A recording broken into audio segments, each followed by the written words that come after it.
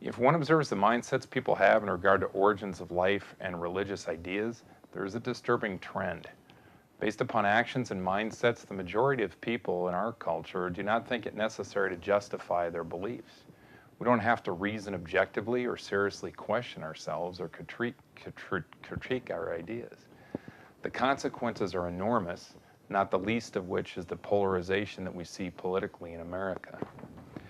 Here are some prevalent mindsets today. Number one, the great confidence that many have in academia that naturalism is the correct perspective on origins of life, and anyone who disagrees is ignorant. Or a second one, the great confidence that many American Christians have that the Bible claims that the earth is young, there was no death prior to Adam sinning, and anyone who disagrees is ignorant. Or a third one, the great confidence that other professing Christians have that the Bible is not to be taken too seriously, and that we have the right to follow our hearts and believe what we want to believe as long as we are living virtuously, and anyone who disagrees with us is ignorant. In America, most people can be right without checking to see if they're right, and all others who disagree must be ignorant. We may tend to surround ourselves with like-minded people, and we are more and more confident of our beliefs, and we hate others who disagree with us. And as our circumstances worsen or we dig our heels in a little bit more, we hate a little bit more.